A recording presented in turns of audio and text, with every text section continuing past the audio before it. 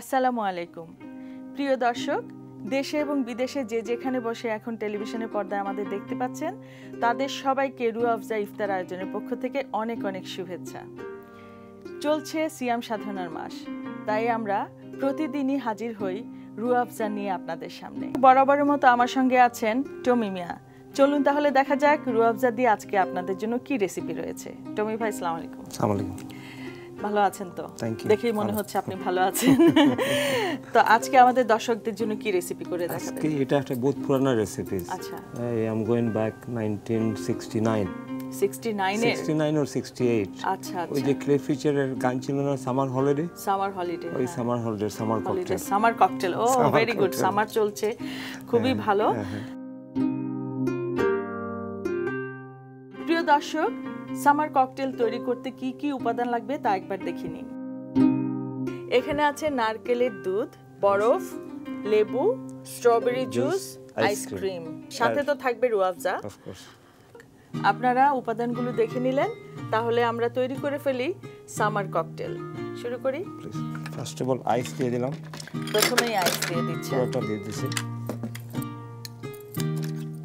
Vanilla ice cream, but vanilla কেউ যদি strawberry চায় বা চকলেট যে কোনো আইসক্রিম দিতে পারে, whatever is not a problem, এটা করা যায়। স্ট্রবেরি আসলে আমাদের তো রুহ আফজাতে এত রকমের উপাদান থাকে, সবই মোটামুটি সুগন্ধিময়। জি জি, তাই না? এর জন্য ফ্লেভারের জন্য আলাদা কিছু না হলেও চলে, সিম্পল জিনিস দিয়ে তৈরি করা যায়। দিয়ে দিলাম বাস। এবার আমরা দিব রুহ আফজা, দিব আফজাটা দিব কোকোনাট, নারকেলের দুধ। দেখে মনে হচ্ছে বেশ মজাদার একটি রেসিপি এটা।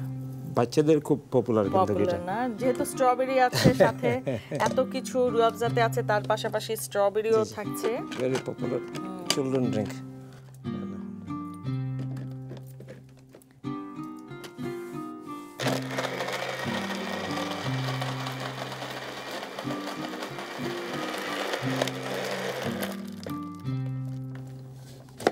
হয়ে গেছে না? হ্যাঁ, হয়ে গেছে। এটা হলো আপনার রেসিপি না? এটা প্রক্রিয়া।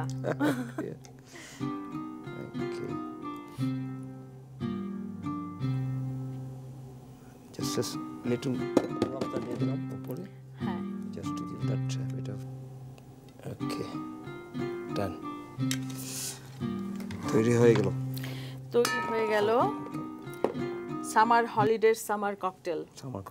খুব সুন্দর হয়েছে, আর বিশেষ করে খেতে তো অনেক সুস্বাদু হবে দেখেই মনে হচ্ছে। প্রিয় দর্শক, দেখে নিয়েছেন কিভাবে তৈরি হয়। এরকম একটি জুস যদি আপনি রমজানের পরে ইফতারের সময় পান করেন এবং তারাবিতে যাওয়ার আগে খেতে পারেন, আসার পরেও খেতে পারেন, এমনকি আপনি সেহরি টাইমেও খেতে পারেন। রুহ আফজার 36টি উপাদানের মধ্যে আছে কেওড়া নামে একটি উপাদান।